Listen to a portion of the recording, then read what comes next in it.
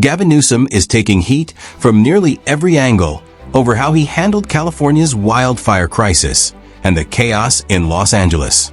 From Mel Gibson to Bill Maher, critics accuse him of moving slowly, focusing on his own image, and failing to rise to the moment. But the sharpest words came from Joe Rogan, who didn't sugarcoat his frustration when asked for his thoughts. Let's get into it. You see what's going on obviously you've seen what's going on in California, but the governor gave this creepy fucking speech where he was talking about speculators coming in and talking about what to do with the land of all these homes that have been burnt down while it's still only 6% contained. And he did this little dance like, I've been talking with these, with the governor of Hawaii about what to do. We got some ideas, a speculator, we're gonna have some meetings. This all played out while California was literally burning. And what did Governor Newsom do? According to his critics, not nearly enough. Homes, businesses, and entire communities were in jeopardy. Instead of putting all focus on residents, he was accused of giving more attention to donors and wealthy allies. The backlash was immediate, but he kept pressing ahead. That's when Rogan delivered blunt remarks that cut through the noise. Here's Newsom talking about developers while neighborhoods were still up in flames. But before we roll it, don't forget to hit that subscribe button if you're new here. So creepy because it's happening while these people their houses have been burned, all their childhood memorabilia, all the stuff for their kids, the photos, the fucking everything they have is gone. All heirlooms, their mother's wedding ring, that kind of shit. Everything's burnt to the ground. And this guy's like standing in front of all this stuff, and he's got a smile on his face, and he's talking about land use. The development plans. Watch this. Play this. I was just talking to Josh Green, the governor of down in Hawaii, who had some ideas around some land use concerns he has around speculators coming in, buying up properties, and the like. So we're already working with our legal teams to move those things forward, and we'll be presenting those in a matter of days, not just weeks. With a big smile on his face. It's clear why so many Californians felt let down. Who smiles for cameras while families are losing everything? Even if there were efforts happening behind the scenes, projecting a relaxed attitude while the state is on fire sends the wrong message. Optics matter in a crisis. People don't need staged sound bites. They want urgency and compassion. Leadership is more than paperwork and policies. It's also about presence. And in this case, Newsom's presence left people feeling invisible. Little wiggle he does with his shoulders. Speculator, watch this. Talking to Josh. Look at this. Look at this little wiggle. It's excited about the possibilities of speculators coming in. And he's saying we're move forward. We're going to move forward on that. These people lost their homes. A lot of those people don't even have fire insurance because the fire insurance pulled out of California. I think like 69% of fire insurance pulled out of California because they're like, this is too crazy. Like, you guys aren't doing jack shit to manage this.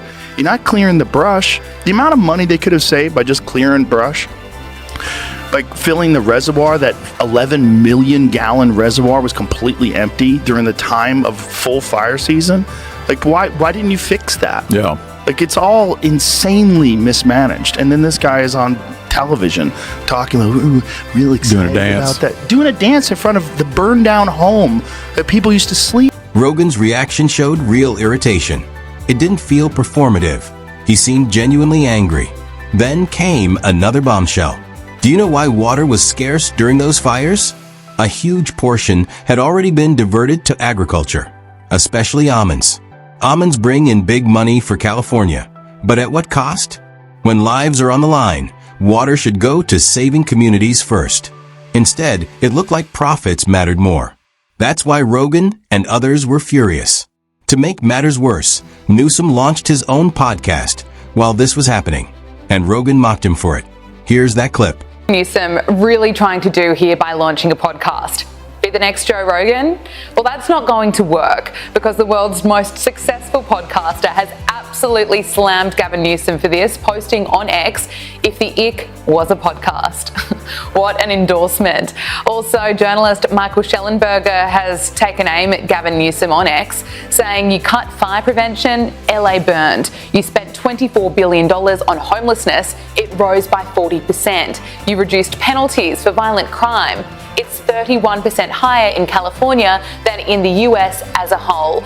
And instead of taking responsibility, you're trying to become an influencer. Critics now argue Gavin Newsom has one of the weakest governing records in modern California history. Again and again, they say he leans on image over results, branding over leadership. Whether it's chasing headlines or staging appearances, he seems more concerned with optics than fixing problems. And yet, some Democrats are openly pushing him as a future presidential candidate. But if he couldn't effectively manage California, why should anyone think he's ready for the Oval Office? Many fear his leadership style would mean more division wrapped up as progress. America deserves action, not performance. Although I did get like a bizarre, I did enjoy affecting the election. Dude, imagine.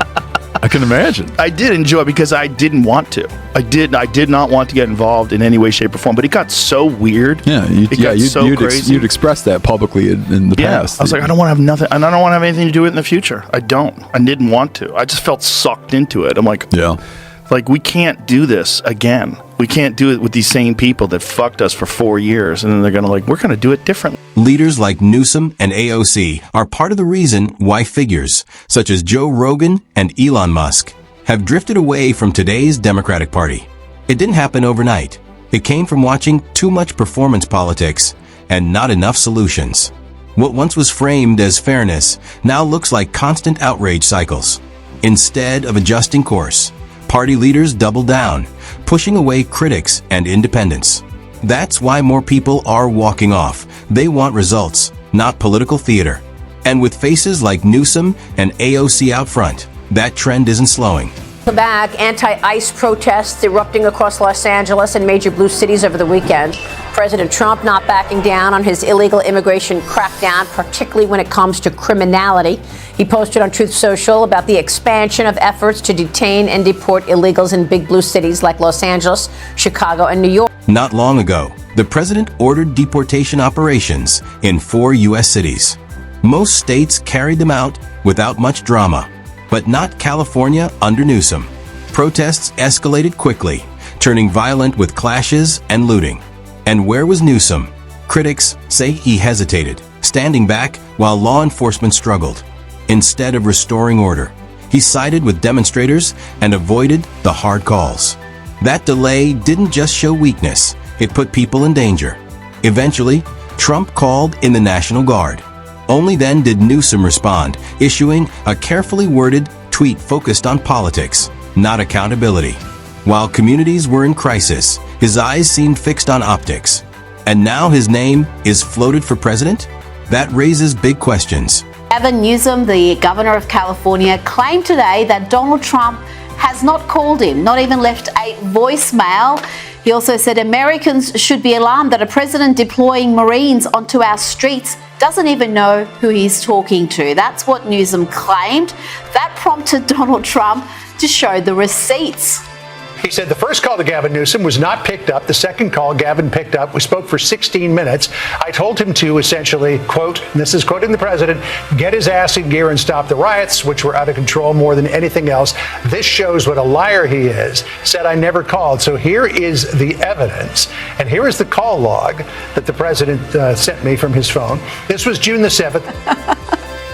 Oh, there's so much to unpack there, but let's start off with how does the governor forget a 16-minute phone call with the president? This isn't just about competence. It's about credibility. For weeks, major outlets blasted Trump for supposedly sending the Guard into California without telling Newsom.